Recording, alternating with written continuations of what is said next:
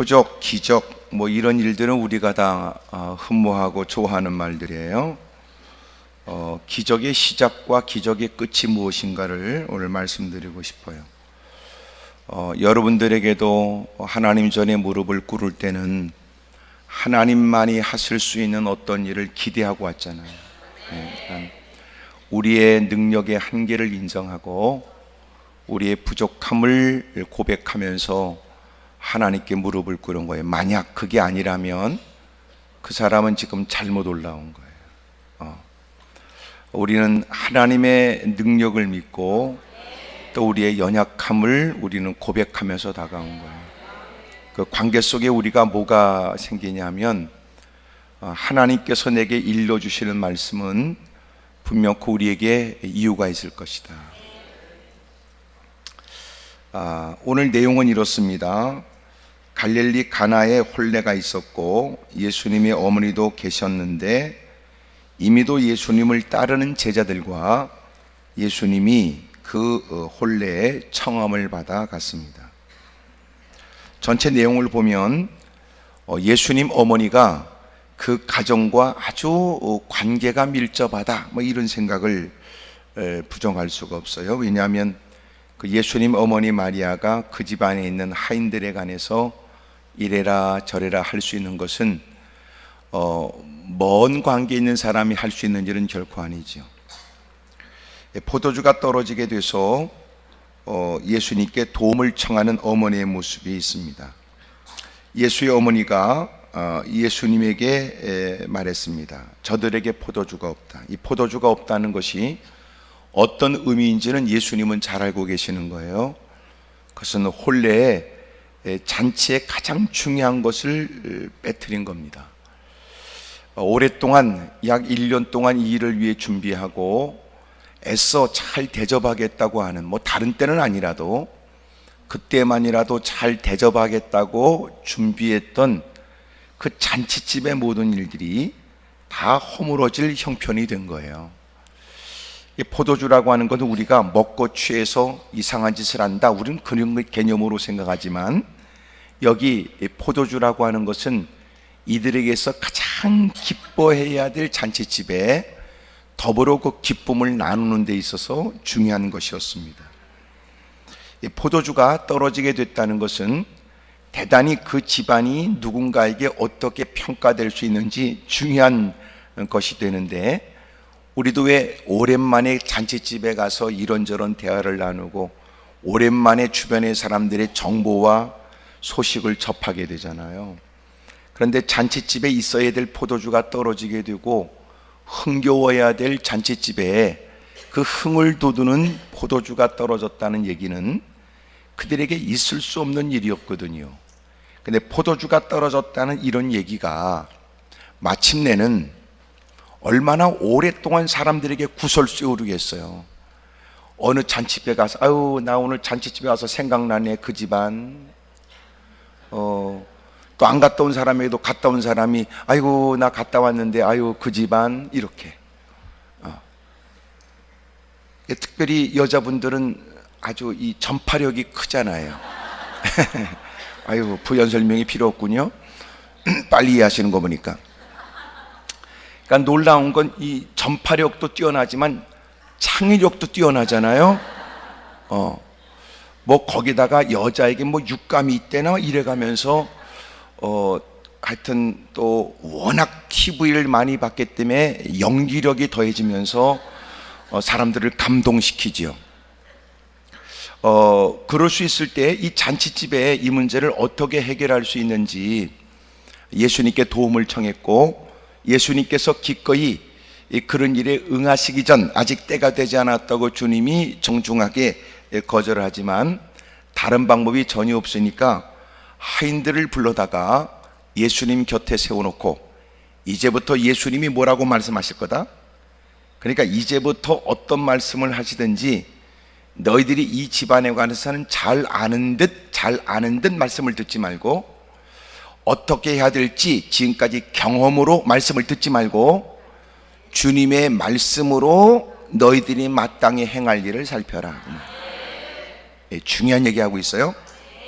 우리가 말씀을 들을 때 말씀을 잘못 듣는 이유 중에 하나가 내가 말씀을 마치 평가라도 하는 듯이, 내가 마치 하나님의 도움이 절대적으로 필요하다고 말하면서도 말씀은 내 마음에 맞아야만 된다고 생각하는 것처럼, 그런 신앙은 전혀 본인에게 유익이 없어요. 그런 신앙이 아니고 하나님의 말씀으로 내가 지금까지 애쓰면서도 해결되지 않은 문제를 살피는 겁니다. 그러니까 쉽게 말하면 이런 거예요. 야, 너 잘났으면 왔겠냐? 뭐 이런 얘기죠. 네가 그렇게 똑똑하면 네가 예배를 그리고 교회를 다니겠냐? 그 주제에 얻어 터지고 개떡 같고 되어지는 거 쥐뿔도 없고, 그러니까 주저앉아 말씀을 들어보겠다는 인간이 감히 하나님의 말씀을 네 따구가 비판하거나 따져서 네 마음에 들어야 된다고? 여봐, 당신 지금까지 마음에 들기 위해서 애썼던 삶의 결과가 그 꼬라지잖아. 똑똑하고 잘났다고 하는 그 모든 일을 따져가며 행한 결과가 그거밖에 더 있어? 우리끼리 있으니까 얘기지, 교회를 출입하는 사람들이 처음부터 누가 전도지 건넨다고 교회 오는 게 아니더라고. 더럽게 생색나고 생색내고 못된 짓 하고 여러분 거들먹거리고 오만방자하다가 지가 들어올 때는 꼬라지가 심각해서 들어오는 거거든요. 내가 이런 얘기를 여러분 자존심 때문에 크게 하지 않는 거예요. 그런데도 교회 안에 기도로 와서 거들먹거리는 것처럼 짬뽕 같은 인간이 어딨냐고. 누가 당신을 대놓고 말하지 않는 걸 감사하게, 야, 너 내가 네 꼴하지 않은데 말이야, 이게 거지 같은 게 교회에서 받아주니까, 이게 누가 이렇게 대놓고 얘기하지 않는다고 해서 뻔뻔하면 안 되거든. 이미 우리끼리 있으니까 얘기지, 우리가 교회 안에 이렇게 딱 들어오면요, 사람들이 다 알아. 저 인간 뭔 일이 있다는 걸 다 알지. 근데 굳이 그 인간은, 세상은 다 아는데 그 인간은 굳이 이런 일들을 부정하고 싶어 한다. 그래서 어떤 거는 끊임없이, 사람들은 나를 알고 있는데 본인은 끊임없이 부정하려고 교회를 출입하면서 개폼 잡다가 어느 순간 고개를 힘없이 탁 떨구고, 사실은 제가 하나님의 도움이 절대적으로 필요한 무사람과 다를 바 없는 거지 같은 인간입니다. 그럴 때가 은혜가 시작이에요. 근데 교회 안에 들어와서도 그게 한참 걸리는 사람이 있어요. 옆에 사람 물어봐요. 그쪽은 지금 어떤 과정에 있냐고 좀 물어보세요. 시작.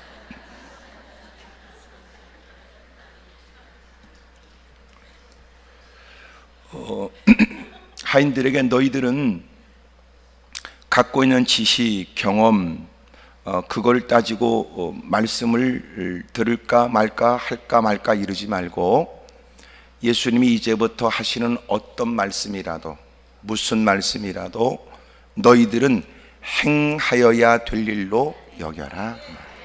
행하여야 될 일로 여겨라. 우리가 기도하는 가장 중요한 건 왜 그래요? 뭘 어떻게 해야 될지 몰라요. 확실한 건 이런 거죠. 갈 길은 모르지만 주님이 할 일을 알려주실 것이다. 그거 아니에요? 우리가 가장 힘든 거는요, 뭘 해야 될지 모르는 거예요. 뭘 해야 될지. 뭐라도 해야 될 것 같은데 뭘 해야 될지 모르는 거예요. 그럴 때 너무너무 감사한 건 하나님이 그에게 할 일을 알려주시는 거예요. 은혜지요. 은혜. 너무너무 당황스럽고 갑작스러운 일을 만나게 되면 정신이 하얘지는 겁니다. 평상시 알고 있는 전화번호도 기억이 안 나요. 그래서 급기야 급한 일을 만나면, 야, 119가 몇 번이지? 이렇게 물을 수 있어요. 119는 몇 번이냐는 거예요.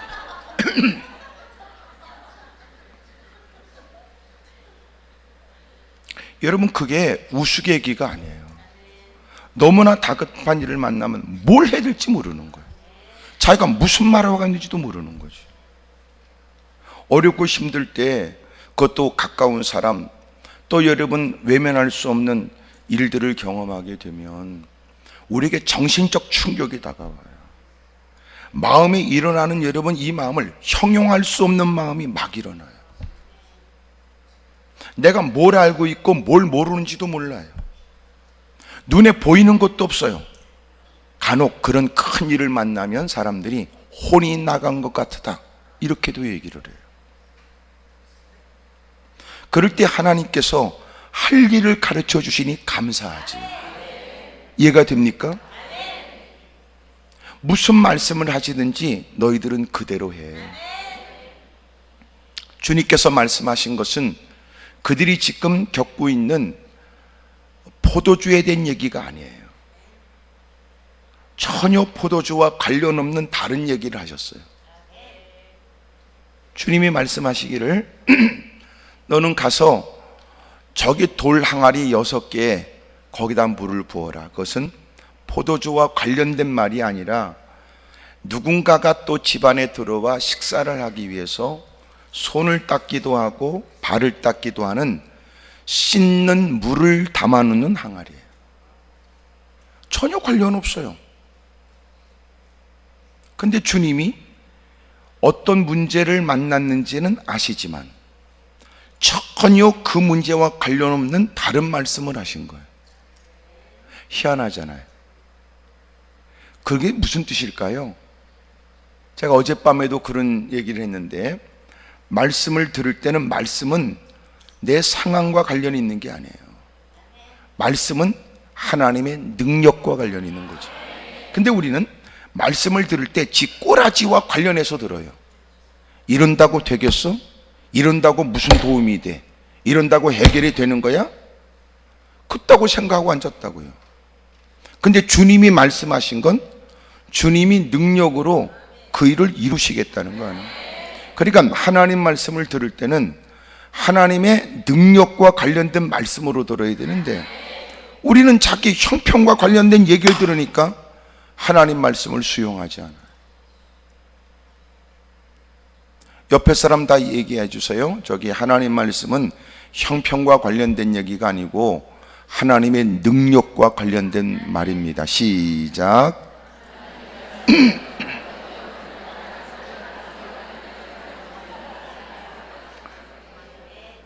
이 수다 떨 때와 다른 단어들이니까 잘 안 되지요.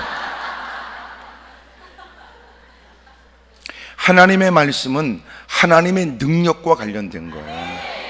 왜 우리에게 모순이 뭔지 아세요?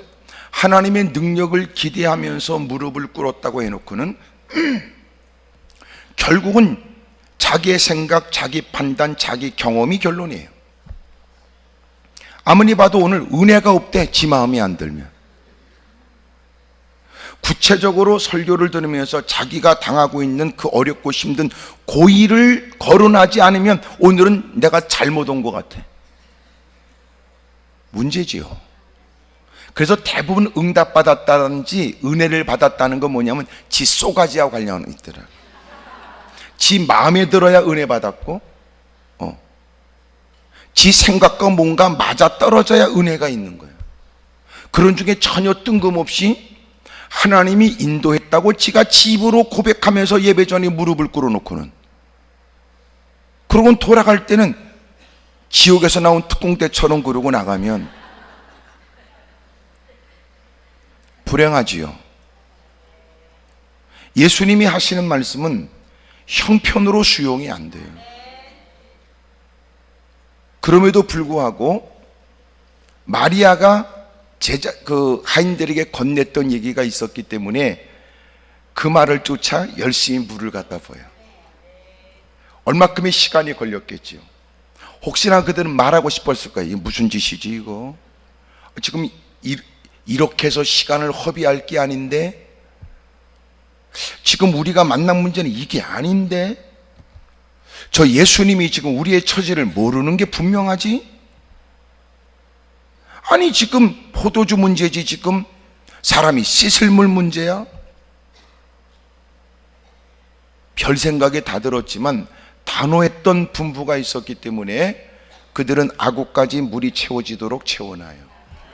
그리고 그 물을 떠다가 연회를 주장하고 있는 연회장은 그 연회에 관해서 전문적으로 일을 맡아서 하는 사람이었는데, 그물을 떠다가 갖다 줬는데 포도주로 바꿔진 거예요. 이럴 때 아멘 하면 그 사람도 좋은 일이 일어날, 아니 가능성이 있지 않느냐, 지금 그 얘기하려고 그러는 거예요.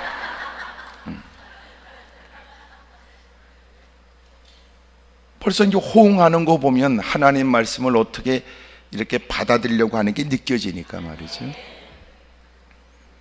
그물이 포도주로 바꿔졌는데 연애를 주관하고 있는 연회장이 그것을 맛보고는 놀랬어요.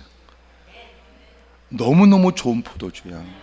뭐 저는 잘 모릅니다만은 하여튼 포도주도 다 그 뭐 있더라고요. 다 하여튼 주둥이 넓은 잔에다가 담아서 콧구멍으로 킁킁거리더니 또 여러분 막 입에다가 오물오물 하더니 뭐가 마음에 느꼈는지도 고개를 끄덕거려가면서 또 뭐 이래야 무슨 뭐 포도주를 아는 것 같은 말이에요. 근데 너무너무 좋은 포도주래요. 너무너무 좋은 포도주. 오늘 이 얘기를 듣고 아이고 오늘 갑자기 또 포도주가 땡긴다 그 말하지 말고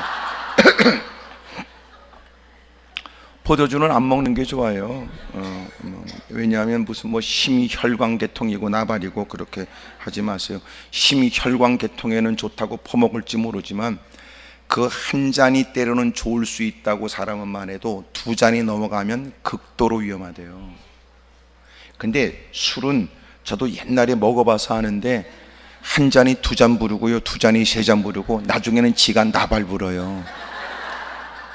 그래서 얘기하잖아. 처음엔 네가 술 먹다가 나중엔 술이 너를 삼켜버린다고. 요새 일어나는 끔찍한 모든 범죄의 대부분의 이유가 뭐냐면 술 때문에 일어나요.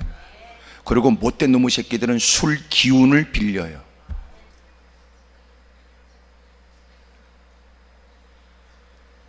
그래서 여러분들이 집안에 술병이 없게 하고 여러분 술과 관련된 일들은 피하시는 게 좋아요. 이해가 되지요? 왜냐하면 우리가 절제하거나 통제하거나 할 만한 힘이 없어요. 혹시나 밤에 잠이 안 온다고 해서 포도주 짜는 기운이 절대로 불면증에 도움되지 않고 해가 돼요. 그러면 불면증은 어떻게 하느냐? 철야하세요. 잘 들어보세요. 잠이 안 오는 사람이요, 밤새도록 잠이 안 온다고 해서 하얀 밤을 보내놓고도 철야는 안 해요. 근데 놀란 건 내가 확실히 내가 얘기하는데 철야를 하세요. 그러면 잠이 오지. 근데 희한하지, 우리가 몸뚱아리가요, 우리는 육으로 사는 게 아니라 영으로 살아요. 희한하지, 잠이 안 온다고 하는 게 성경만 읽으면 잠이 오잖아요. 기가 막히다니까 이게. 누가 나한테 얘기하더라고요. 자기가 불면증에 시달린대요. 근데 성경을 읽으면, 내가 이제 성경을 열심히 읽어라 소리내서 그랬더니 성경 읽으면 잠이 온대요. 그래서 성경도 안 읽었대요. 뭐 하는 짓입니까 그게? 그러니까 내가 내리는 결론이 이 사람이 이게 영적인 존재가 돼서 영으로 사는 거지 육으로 사는 게 아니에요. 오늘 여기 잠이 안 오는 분들은요, 처리하세요.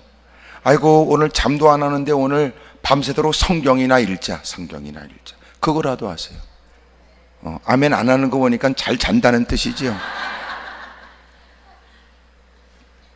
약에 의존하는 건 도움이 안 돼요. 술잔 기울이면서 잠을 자려는 것도 바르지 않아요.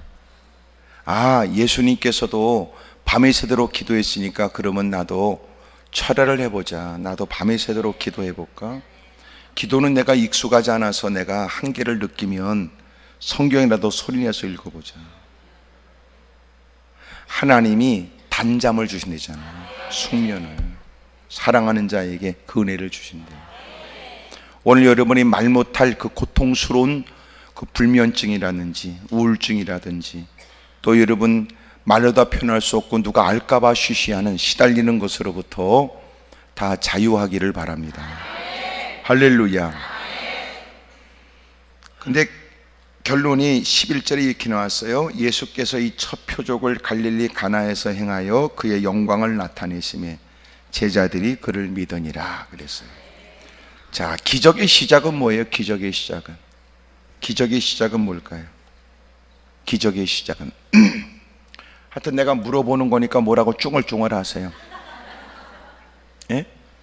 기적의 시작은 뭘까요? 기적의 시작은 문제일까요? 아니에요. 문제가 아니고 기도가 시작이에요. 세상에 문제 없는 사람은 없어요. 고난을 겪지 않는 사람도 없어요. 자식을 키우는 부모로서 자식을 여러분 그냥 키웠다고 하는 사람은 없어요. 여러분 사업을 일구면서 그냥 됐다고 하는 사람은 없어요. 조그만 구멍가게라도 그냥 되지 않아요. 특별히 대형마트가 있을 때 그 동네에서 생존하기 위해서는 생존 전략이 필요해요. 첫째는 외상을 많이 준다. 이런 거라도 해야지. 예? 뭐 나름대로 뭔가가 전략이 있어야지. 그러니까 그냥 되는 게 없어요. 문제를 만났다. 이것은 우리에게 평범한 일이지요. 뭐. 문제 없는 사람은 어디 있어요? 개인적으로 자기가 어느 순간 친숙해지니까 문제로 여기지 않을 때 누군가는 그것을 문제로 여길 수 있는 것도 많고, 병원에서는 이거 방치하면 썩 좋지 않습니다 라고 말할 수 있는 것도 있어요. 그러나 자기는 지금 생활하는데 지장이 없다고 생각하지. 여러분, 문제 없는 사람은 없어요. 다 문제예요. 그런 중에 주님이 누구에게 은혜를 줘요? 주님께 기도하는 자에게 은혜를 줘요. 기적의 시작은 뭐예요? 문제가 아니에요. 문제가 그로 하여금 기도를 자극할 수는 있으나, 그러나 비로소 하나님의 역사는 기도할 때 시작되는 거예요. 근데 문제는 고난과 고통을 겪는데 지켜보는 사람, 야, 나 같으면 기도하겠다. 나 같으면 무릎 꿇겠다. 그런데도 그 인간은 끄떡도 안 해요. 그러니까 문제를 만났다고 다 기도하는 건 아니네요. 어려움을 겪었다고 주님을 찾는 건 아니에요. 그러므로 기도원에 이렇게 올라와서 난 어쩌다 이런 문제를 만났나 그러고 낙심할 거 없어요. 당신이 오늘 문제 있는 사람으로 이 자리에 앉아 있지 말고 기도하는 사람으로 앉아 있으세요. 사람들은 우리를 그렇게 폄하할 수 있어요. 아이고, 그 인간 기도원 갔대. 그러면 무슨 문제 있대? 웃기고 있네. 문제 따지면 너는 더 심각하다. 문제 따지면 문제 없는 사람 어디 있어요? 옆에 사람 다 쳐다보고 확신을 갖고 얘기하세요. 그쪽도 뭔 일 있지요? 물어봐요. 시작. 뭔 일이 뭔 일인지 모르고 뭔 일을 뭔 일이라고 말하진 않지만 뭔 일이 있는 건 분명하지. 뭔 일 없는 사람 어디 있어요? 다 있지요. 뭐. 그러면 기도원에 안 올라온 그것들은 뭔 일이 없어요? 뭔 일이 있어요. 지금도 계속 뭔 일 때문에 고민하지요. 그러니까 기도원에 올라온 사람이 문제 있는 사람이 아니고 어떤 사람이에요? 기도하러 올라온 사람이지 뭐야. 근데 그것들은 기도하러 올라온 사람이라고 말하지 않고 문제 있는 사람으로 몰아요.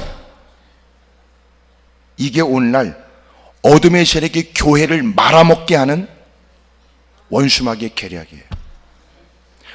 우리 교인들끼리 우리가 하는 대화를 보세요. 어디 가요? 교회요. 그럼 눈 땡그랗게 뜨고 무슨 문제 있어요? 그러지요. 왜냐하면 기도하는 일을 기도하는 신앙의 일로 여기고 기도하는 일을 마땅한 믿음의 사람이 해야 될 일로 여기는 게 아니라 문제를 만나야만 하는 일로 여기는 것이 귀신의 장난이라고요. 항상 설교하라는 말은 성경에 없지만 항상 기도하라는 말은 성경에 있습니다. 다시 말하면 기도는 우리에게 가장 친숙한 일이고 마땅한 일이고 당연한 일이며, 기도를 많이 한다고 해서 과시할 일도 아니며, 기도한다고 해서 그를 나보다 부족한 사람이라고 여겨서는 안 될 일이며, 오히려 기도하는 사람을 바라보면서 여러분 자신도 반성하고 동참해야 되고 힘써야 될 마땅한 일이란 말이에요. 그럼 우리가 문제를 만나 기도하면서 우리가 눈물을 쏟으며 회개하는 게 뭐예요? 진작 기도의 삶을 살지 못한 것 때문에. 오늘 좋다고 해서 자랑할 것도 없고 장담할 것도 없어요. 오늘 잘 된다고 해서 내일을 자신할 수가 없어요.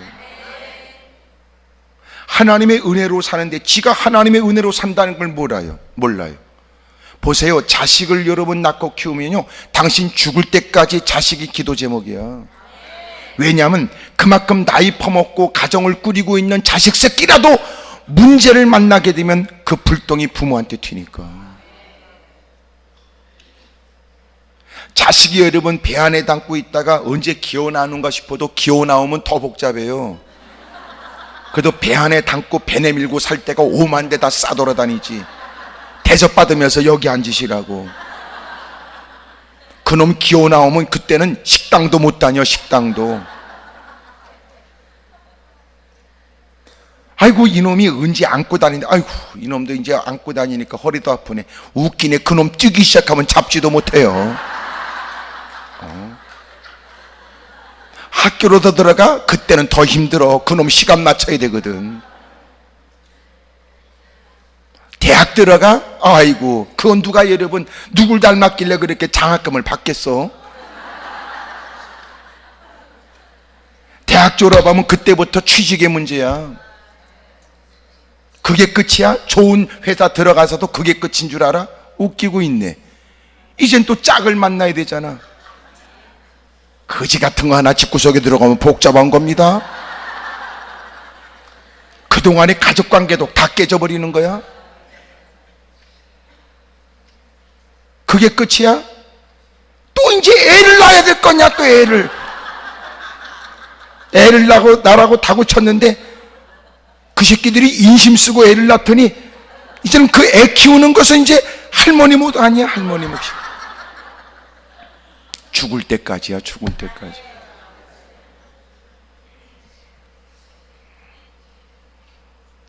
하나님 없이 어떻게 내일을 장담해? 그러면 또 하나, 당신 몸뚱아리는 늘 젊을 때 같은 줄 알아? 젊을 때는 계단 2개씩을 밟고 오르고 내려가지만 나이 퍼먹으면요 난간이 왜 있는지를 아는 거야. 어느 순간 지가 계단 올라가면서 지가 말하지 않는 소리가 입에서 나오는 걸 알아. 헉헉거리면서. 자기는 말한 적이 없는 소리가 나오지. 헉헉거리고. 앉을 때도 끙 하고 앉더니 일어날 때도 끙 하고 일어나고.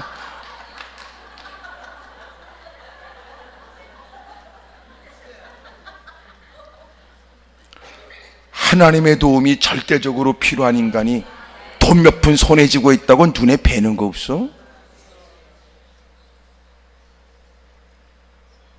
결국은 그렇게 살다가 죽을 때는 혼자가. 남편이 아무리 울어줘도 당신하고 같이 갈 마음은 없대. 아내가 그렇게 통과하고 해도 같이 묻힐 마음은 없다는데. 더 놀라운 건 여러분, 그렇게 상갓집에 혼자 있는 것도 지도 기어 나와 무섭다고.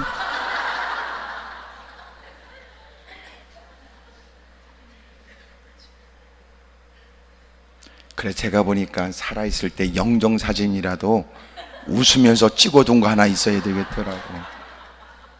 그 상갓집에 말이야, 그 대부분 영정사진은 싸납게 찍어두고만 다. 예? 막 그 사진들 보세요. 대충 보면 이년아 그러고 쳐다보는 어?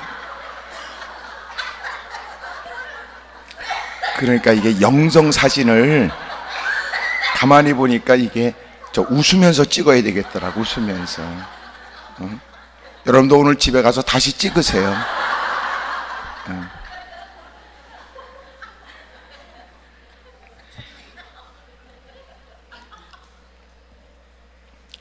사람이 고난을 만난다고 다 기도하는 거 아니에요.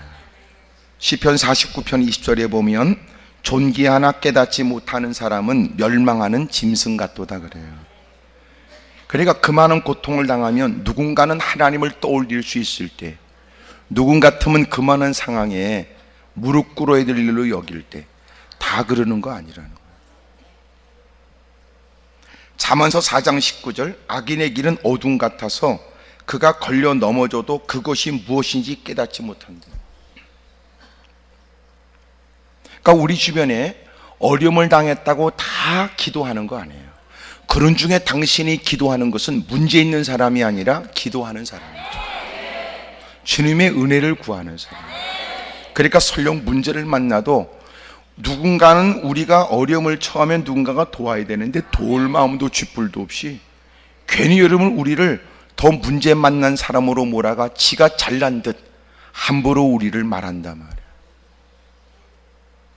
그러니까 어떻게 보면 교회는 기도하는 일을 장려하고 기도하는 일을 최고일로 여겨야 되는데, 어느 날 교회가 잘못되면 기도하는 사람을 오히려 더 이상 기도하지 못하고 주눅들어 기도의 자리를 떠나게 만들어요.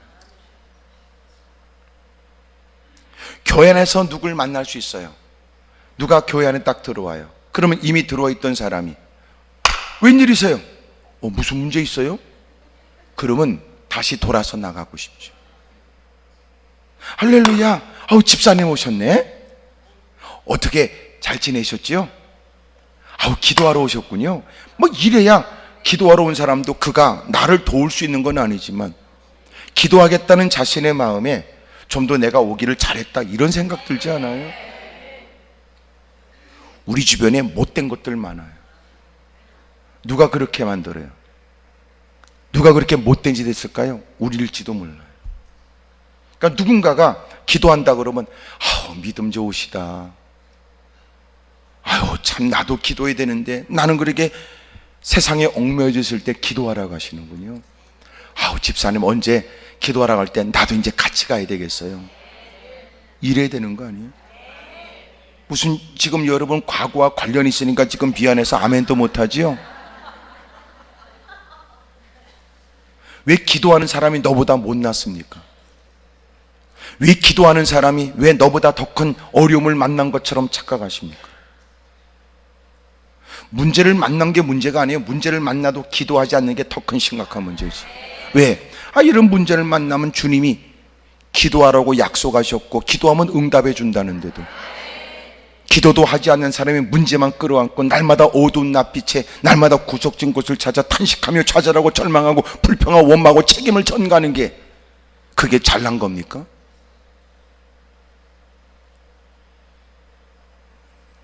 한국교회가 달라지는 방법이 뭔지 아세요?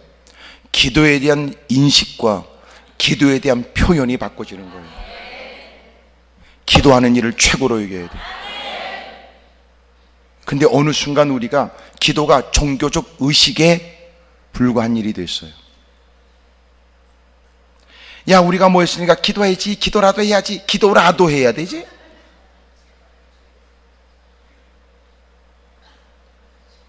이런 싸가지가 어디 있어요?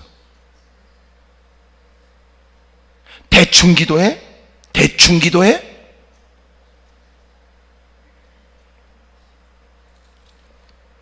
무슨 관련된 얘기하면 또 가만히 나를 그냥 쳐다보고 은큼해가지고 말이에요. 시편 40편 1절, 내가 여호와를 기다리고 기다렸더니 귀를 기울이사 나의 부르짖음을 들으셨도다. 고난이 문제가 아니에요. 기도 안 하는 게 문제죠. 에? 구하지 않으니까.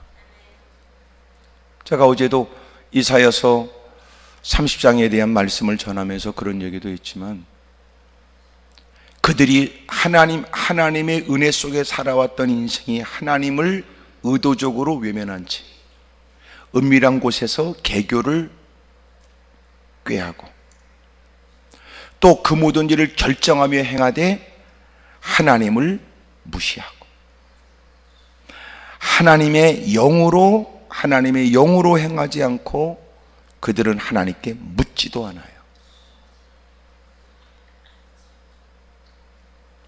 여호수아는 기브온 사람들이 자신들을 변장하고 3일 후에는 곧 만나서 하나님의 명령을 쫓아 가나안 땅을 점령하라는 말씀을 쫓아 다 멸해야 될 가나안 족속인데, 그들이 변장하여 곰팡이 난 떡과 헤어진 옷, 기운 신발을 입고, 그리고 가죽 부대가 다 낡은 것을 갖고 와서 먼 곳에서 사신으로 당신들과 화친을 청하러 왔다고 하는 증거물로 내는 거, 그들이 거짓말로 건네는 얘기를 듣고 이것으로 충분히 결정할 수 있다고 생각하죠. 하나님께 묻지 않았다는 거예요. 그리고 그것 때문에 많은 방백들과 그리고 여호수아는 많은 사람들에게 비난을 받아요. 여러분, 사울 왕이 왜 죽었느냐? 그 이유를 설명하는 내용이 뭐냐면 그가 하나님께 묻지 않았다. 하나님께 구하지 않았다. 여러분, 접신을 하는 여인에게는 물어도 하나님께 묻지는 않았어요. 이것저것 뛰어다니며 사람들이 건네는 얘기에 귀를 기울여 그것을 참고하겠다고 귀를 기울이고 휩쓸려 다녀도 하나님께 묻지 않아요. 기적의 시작은 뭐냐면 문제가 아니에요. 기적의 시작은 기도입니다. 다시 말하면 기도는 문제와 관련된 게 아니에요. 기도는 하나님을 향한 신앙과 관련된 거죠. 그러므로 기도는 입구에다 그렇게 제가 써놨어요. 기도는 시간의 일이 아니라 믿음의 일이다. 제가 이제 그렇게 써놓으라고 제가 지시했어요.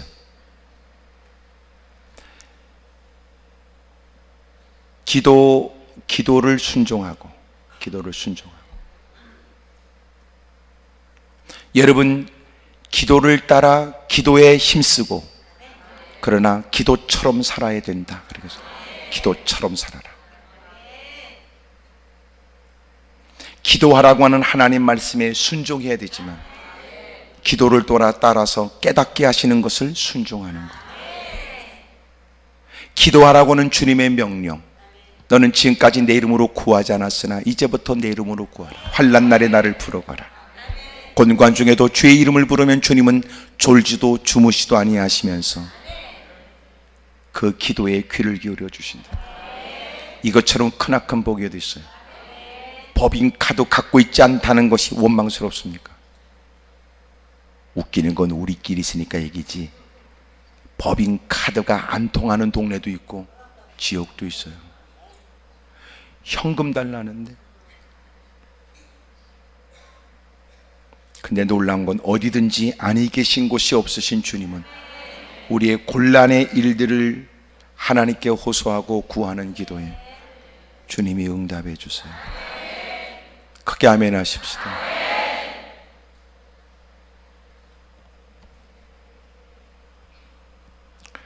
이제는 우리도 기도로 사십시다. 기도로 사십시다. 이것이 그리스도인이에요. 기적의 시작은 문제가 아니고 기적의 시작은 기도예요. 당신의 입술이 열려야 앞날도 열려요. 당신의 주 이름을 불러야 주님이 당신의 삶에 좋은 것들을 허락해 주세요.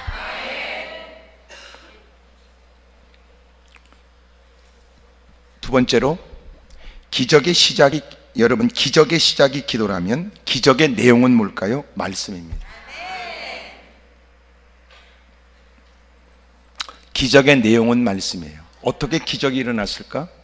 기도했고 하나님이 그 일에 깨닫게 하심을 따라 행하는 거예요. 앞을 보지 못하는 시각장애인이 예수님에 의해서 치료를 받아요. 주님이 침을 뱉고 진흙을 이겨 눈에 발라주시고 신람 못에 가서 씻으라고 하셨고, 그는 밝은 눈으로 다가와요. 사람들이 물었습니다. 야, 이 사람이 옛날에 거린 그 사람이냐? 구걸하고 살던 앞을 보지 못하는 시각장애인 맹인이냐? 맞다. 어떻게 네가 눈을 떠졌느냐? 예수님 내게 말씀하시기를 가서 씻으라 하셨기에 씻었더니 눈을 떴대. 간단하지요.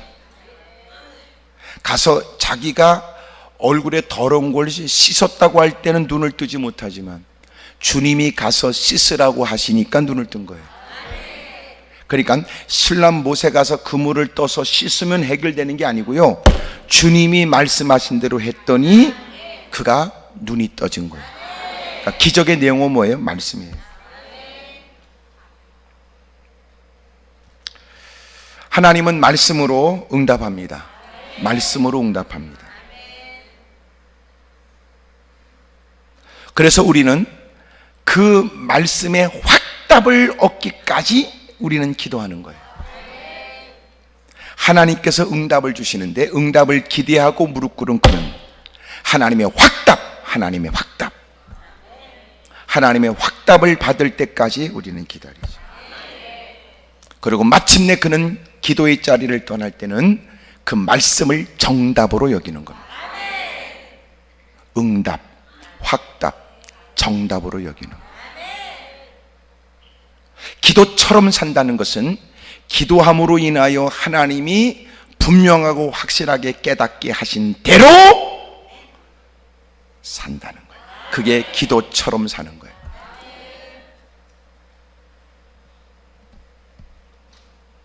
시편 119편 89절에 여호와여 주의 말씀은 내 발의 등이요 내 길의 빛이니이다. 하나님 말씀이 우리의 막막하고 어려운 처지에 갈 길을 알려줘요. 갈 길을. 여기 주의 말씀은 내 발의 등이고 내 길의 빛이라는 말은 오늘 내가 세상을 살면서 저 앞의 것은 몰라요. 저 앞의 것은 몰라요. 하지만 하나님이 말씀대로 살면 내 발의 등이야. 그러니까 이 등은 저 앞에 100m, 200m를 보여주는 게 서치라이트가 아니에요. 그러니까 하나님 말씀이 뭐냐면 내 발의 등이야. 호롱불처럼, 호롱불처럼. 이렇게 불을 이렇게 들면 여러분 약 몇 메다가 내 눈에 보이지요. 내가 발을 옮길 곳에 장애물이 있는지 없는지, 내가 가는 곳에 내가 혹시나 빠질 만한 웅덩이가 있는지 없는지를 확인해요. 말씀은 그런 거예요. 그러니까 하나님께서 가르쳐 주시기를 너 한 발을 뗄 곳에 주님은 분명히 가르쳐 줘요. 근데 그 다음은 안 보여요. 그 다음은. 근데 놀라운 건 내가 말씀의 등을 들고 한 걸음 딱 옮기면 내가 발걸음을 옮긴 만큼 또 그 앞이 보여져요. 쉬운 말로 말하면 안개가 껴도 다 여러분도 집에 가잖아. 왜 그래요? 좀 천천히 갈 뿐이지. 여러분 자기가 보이는 그만큼까지 가면 돼요. 그러면 또 그만큼 보여요. 그만큼 가면 그만큼 가요. 또 그만큼 가다가 또 그만큼 보이면 또 그만큼 가요. 그러고 하니까 집에 간 거 아니야? 하나님 말씀이 그래요. 하나님 제게 응답해 주세요. 제가 그 확답을 받을 때까지 떠날 수는 없습니다. 알았습니다. 주님이 발걸음을 옮기라고 그러시는군요. 알았어요. 정답으로 알고 방향은 다르지만 내 생각과 다르지만 발길을 옮깁니다. 근데 놀라운 건 한 발자국 딱 옮기니까 열렸어. 그게 뭐야? 자동문이지 뭐야?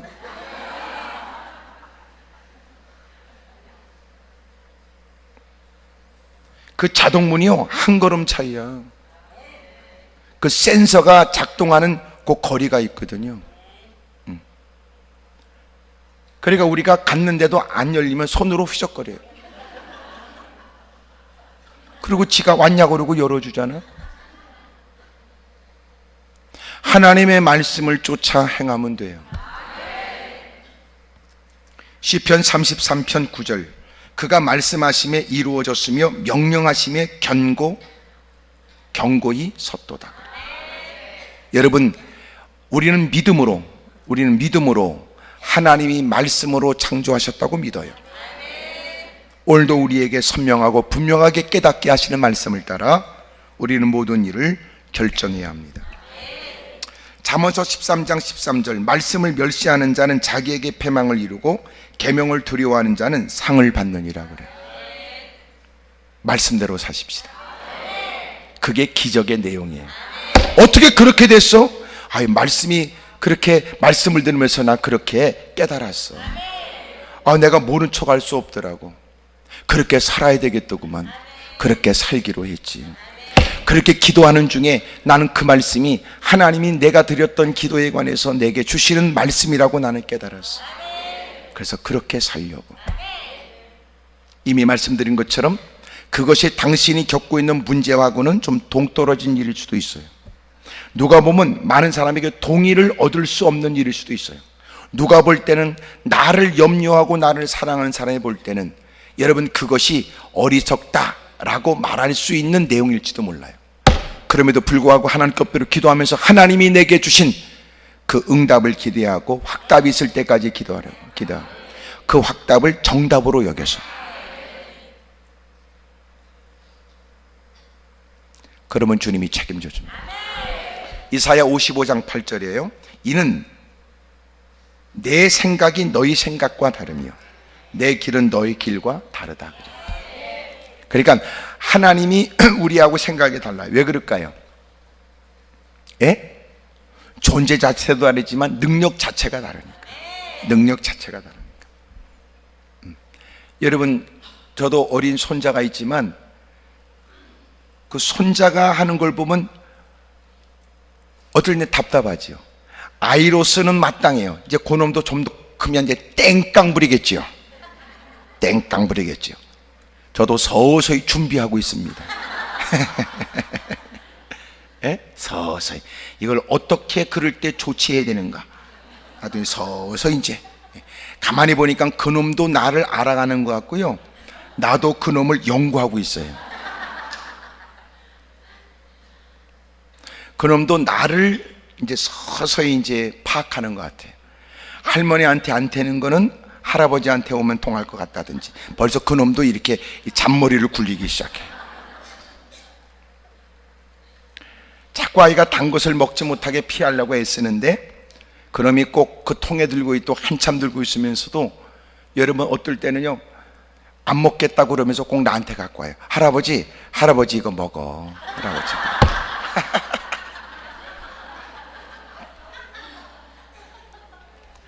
아니, 할아버지도 단 거 안 먹으려고. 할아버지 먹어봐. 나보고 뚜껑 따라하는 겁니다.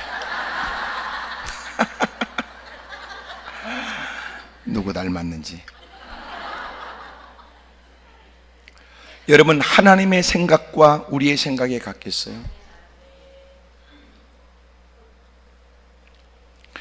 하나님이 우리에게 들려주신 말씀, 하나님이 우리에게 깨닫게 하시는 말씀, 그것이 내 형편과 처지에 내 생각과 나름대로 만난 문제 앞에 어떻게 문제를 해결할 것이냐, 나름대로의 방식과 다를 수가 있다고.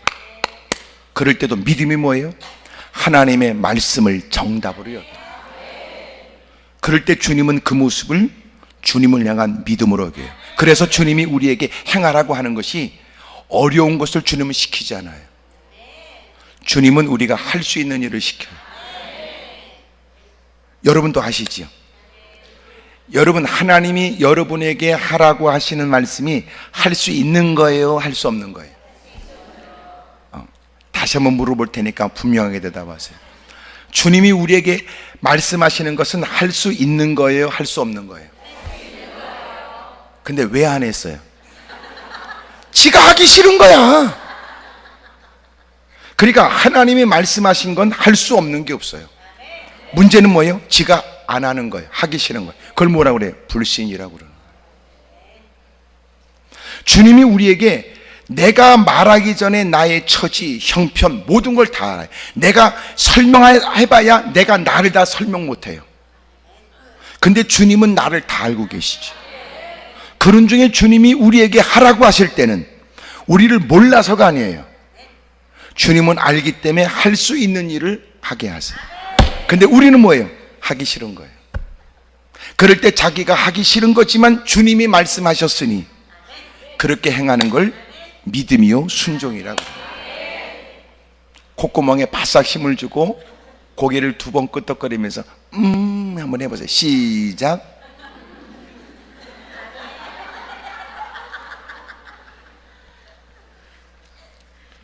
기적의 시작은 기도입니다. 기적의 내용은 말씀이에요. 말씀에 순종하는 거예요. 그러니까 기적은 멀리 있는 게 아니에요. 내가 스스로 기적을 포기한 거예요. 만약 이제라도 여러분들이 마음에 남아있는 어느 때 들었고 어느 때 깨달았던 그 말씀의 여운을 쫓아 이제라도 순종하면 당신의 삶은 달라질 수 있어요. 크게 아멘 하십시다. 그래서 주님이 우리를 불렀고, 당신이 지금 겪고 있는 일들이 아무리 혹독해도 그것은 끝을 의미하지 않아요. 이제라도 주의 이름을 부르면 벽이 문이 될 겁니다. 끝이 시작이 될 거예요. 그리고 주님은 주님의 권위를 갖고 끝이라고 생각하는 인생의 피리어드에 그 다음에 주님은 접속사를 붙여 새로운 문장을 이어나갈 거예요. 그러나 하나님이 그를 도우셨다. 그럼에도 불구하고 주님이 그를 책임져 주셨다. 새로운 인생의 문장은, 삶의 문장은 주님이 만드시는 거예요. 세 번째, 기적의 결론은 뭐예요? 기적의 시작은 기도라면, 기적의 내용은 말씀이라면, 기적의 결론은 믿음입니다. 믿음의 성장이에요. 예수님께서 이 첫 표적을 갈릴리 가나에서 행하여 그의 영광을 나타내심에 그 제자들이 그를 믿으니라. 이미도 제자들이 예수님을 따르고 있었고, 그리고 그 사건이 계기되어져 그들은 예수님을 믿게 돼요. 여러분, 기적은 내가 누구보다 얼마나 월등하고 우월한가를 증명하는 게 아닙니다. 그 기적을 통하여 우리는 주님을 새롭게 발견해야 되고, 우리는 그 사건을 통하여 이전보다 주님을 더한 마음으로 따라가야 되며, 이전보다 더 주님을 믿는 믿음이 견고해져야지. 하지만 불행하게도 적지 않은 사람들이 하나님의 기적을 체험하고 하나님의 은혜를 부정할 수 없는 놀라운 일들을 경험했지만, 그들의 믿음이 연약한 것은 무슨 용고입니까? 여러분, 그렇게 하나님의 은혜를 경험했다면 주님이 침묵하는 중에도 그는 여전히도 주님을 의지해야 되고, 주님이 아무런 말씀을 하지 않아도 그분의 사랑을 의심하지 않아야 되며, 여전히도 마땅히 가야 될 길을 묵묵히 걸어야 되고, 마땅히 해야 될 일 누구보다 열심을 다해야 되지만, 안타깝게도 적지 않은 사람이 하나님의 은혜를 모르지 않는 사람, 하나님의 은혜를 경험했다고 하는 사람들이 불행하게도 부끄러운 모습을 보이는 거예요. 남다른 직분을 갖고도 사람들 앞에서 하나님이 계신지 모르겠어, 천국은 가봐야 알지, 그렇게까지 할 필요 있겠나, 그렇게까지 애쓸 거 없겠더라고, 사람이 다 먹자고 하는 거 아니야? 그래도 사람은 끝발은 있어야 되겠더라. 그리고 모이면 기도에 힘쓰거나 더 나은 믿음을 위해 힘쓰는 게 아니라, 예수 믿는 것들도 모이면 맛집 얘기나 하고, 예수 믿는 것도 멋지면 남을 씹는 얘기나 하고, 남 험담하는 일을 즐겨하고, 확인되지 않는 교회 부흥에 유익되지 않는 말을 떠버리고, 확인되지 않는 얘기를 마치 본 듯한 표정으로 떠버린다. 하여튼 이렇게 가만히 있을 때는 내 말이 맞는 겁니다. 하여튼 자기 얘기처럼 느껴지면요, 가만히 있습니다. 가만히.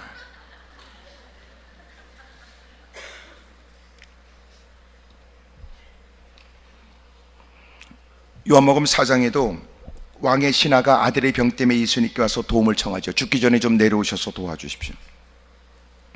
요한복음 4장 50절에 가라, 내 아들이 살아났다. 그가 돌아가요. 4장 53절에 보면 그 아이가 살아났는데 살아난 때가 언젠가 물어보니까 예수님께서 가라, 내 아들이 살아났다, 그때였다는 거예요. 53절에 이렇게 돼 있어요. 그때인 줄 알고 자기와 그 온 집이 다 믿으니라. 기적의 결론은 뭐예요? 믿음이에요. 믿음. 기적을 경험했어요. 내가 사람들에게, 기적을 경험하지 못한 사람들에게 내가 누구보다 월등하거나 내가 너보다 낫다고 과시하는 거 아니에요. 간증은 과시하는 게 아니에요. 그 간증을 통하여 그의 믿음이 더 견고해져야 돼요. 근데 간증을 하게 되면 더러워질 가능성이 있어요. 자꾸 간증하면. 간증은 여러 번 몇 번 해야지, 자꾸 간증만 하고 싸돌아다니며 귀신이 들러붙을 수 있고 거짓말이 늘어나게 되고, 얼마든지 가능해. 얼마든지. 제가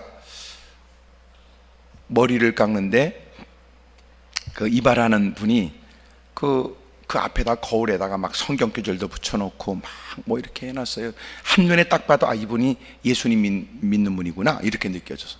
그래서 저도 목사니까 앉아가지고 보면서, 아이고 교회 다니시네요. 그러니까 네, 교회 다닙니다. 교회 다닙니다. 어디 그분들은 하는 얘기, 사장님은 교회 다니십니까? 사장님 교회 다니십니까?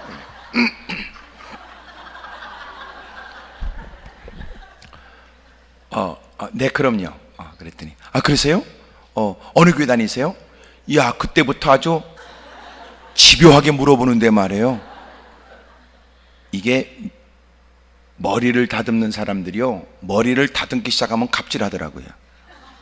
꼼짝없이 있어야 되니까 무슨 말을 해도 들어야 되고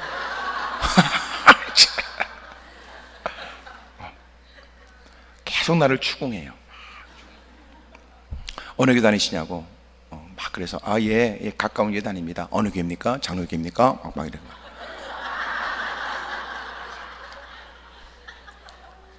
드디어 그 사람은 나한테서 내가 목사라는 걸 얻어냈어요.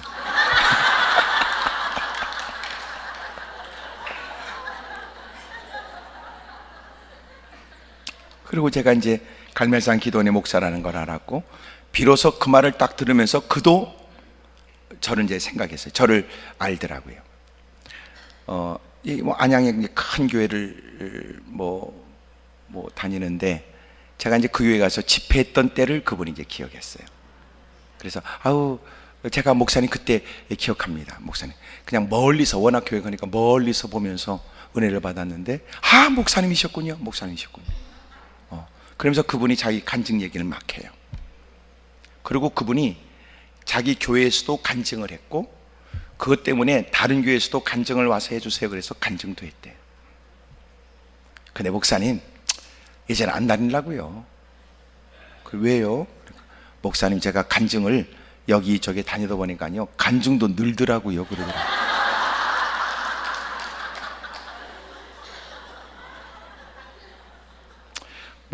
그분 얘기는 오라는 데도 없지만 간증이 늘더라고요. 그래서 안 다니려고요. 집사님 잘하셨습니다. 그분이 정확하게 말한 거예요. 간증이 처음에는 막 감격과 기쁨으로 간증할 때는요, 앞뒤 전차 없이 해요. 했다가 참 이 말도 해야 되는데, 저 말도 해야 되는데, 시간도 제약되는데 막 이러고선 하는데, 시간 지나면요, 이제는 그 짧은 시간에 했던 간증이요, 이제는 2번, 3번을 나눠서 해요. 하다 보면요, 이제 사람들의 눈물을 자극하는 것을, 그 포인트를 알아요. 그리고 이제는 더 멋들어진 말에 감동적인 말을 붙여야 돼요. 목사님 간증 늘더라고요. 간증은 하나님 앞에서, 사람 앞에서 내가 이런 은혜를 받았으니 내가 바르게 살겠다고 하는 약속이기도 해요. 근데 간증만 하러 다니면 그때부터 지가 뭔가 된 듯한 인간으로 바뀌어요. 대단히 위험해요.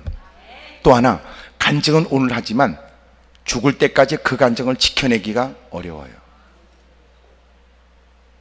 어떤 전사님 했던 얘기예요. 그 교회 와서 어떤 장로님이 간증했대요. 그 간증 내용은 내가 추측한 건데, 무슨 자기가 옛날에 뭐 했다가 그래서 변화되어서 이런 얘기일 거예요.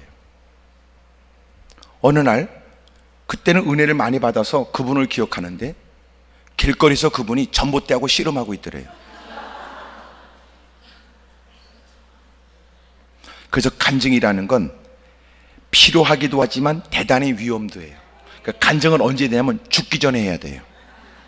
하나님의 은혜였어 그러고 콱 죽어버려야 돼.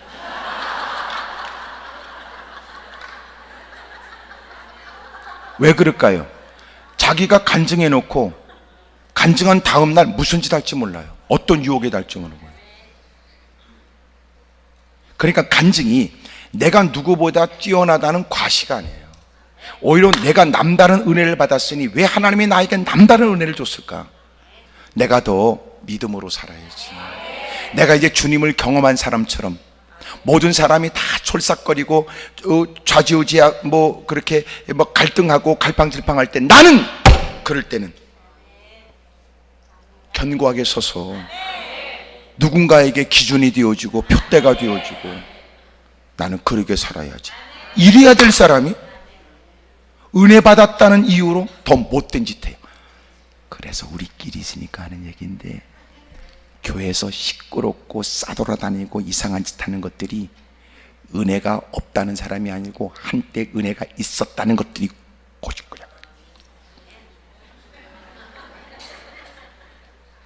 근데 문제는 지금은 기도도 안 하는 게 은혜 있는 척하고, 지금은 은혜도 쥐뿔도 없는 게 옛날 얘기만 하면서 거들먹거려. 아니, 여러분은 그렇지 않을 거라고 나는 생각해. 여기에 그런 사람이 있겠어?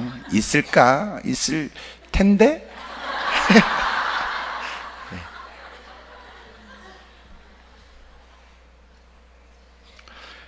여러분, 기적의 결론이 뭐예요? 믿음이에요. 믿음. 기적의 결론은 예수님을 더 믿게 되는 거예요. 그분이 그리스도다. 그분이 구주가 되신다. 그분이 하나님의 아들이시다. 유일하신 우리의 구원의 주가 되신다.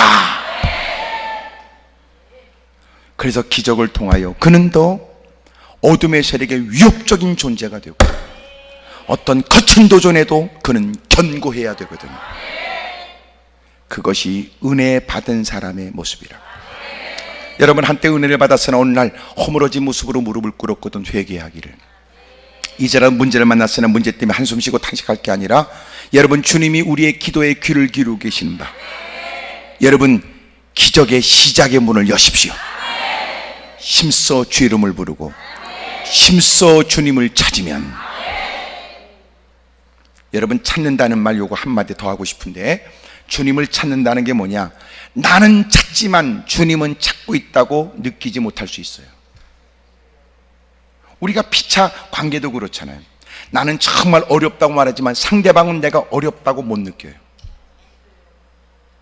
나는 당신밖에 없어, 이 문제 해결을 보면서 너밖에 없어 라고 하는 말이 상대방에게 전달이 안 돼. 그리고 이렇게 느끼지. 아이고, 이 인간 사람들 만날 때마다 이 말하는 모양 같은데, 이렇게. 그러니까 내가 주님을 찾지만 주님이 보실 때 주님은 우리의 중심을 보시잖아요. 그러니까 주님이 정말 물으시는 거예요. 정말 너는 나밖에 없는 거냐? 정말 너는 나밖에, 왜 물어볼까요? 그렇게 되어지는 결과도 주님이 되게 하셨다고 정말 너는 말할 수 있겠냐? 이 말. 막 감기가 들려서 막 여러분 어렵고, 목사님 기도 한번 해주세요. 막 기도해주세요. 그리고 치료되면요, 해결되면요, 와서 목사님 저때 기도해서 저 감기 났어, 이렇게 말하는 사람은 보기가 드물어요. 왜 그럴까요? 그 기도를 통하여 자기가 해결됐다고 믿지 않으니까 그래요. 그리고 그는 치료돼서 지금도 이렇게 말할 거예요. 아유, 약은 그래도 감기약은 그게 좋더라고. 그래도 감기 들리면 하여튼 이 뜨거운 데 가서 땀을 푹 내야 되겠더라고.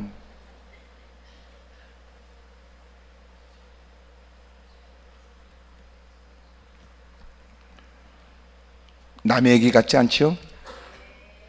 그러니까 나는 주님을 찾지만 주님은 주님을 찾는지를 보고 있는 거예요.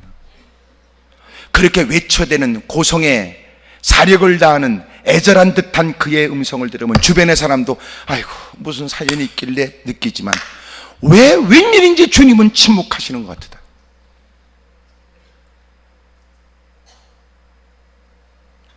오늘 정말 주님을 찾으십시오. 그것이 기적의 시작이 될 것입니다.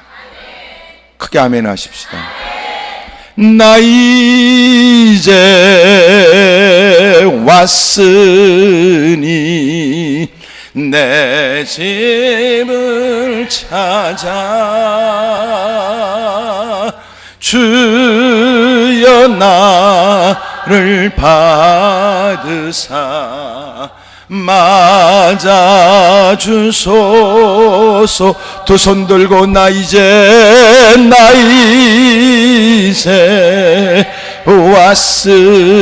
왔으니 내 집을 찾아 주여 나를 받으사 맞아주소서.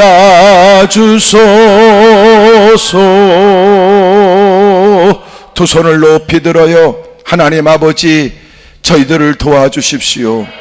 우리를 불쌍히 여겨주십시오. 우리 심지어 주님을 크게 세 번 부르고 통서로 기도합니다. 주여, 주여.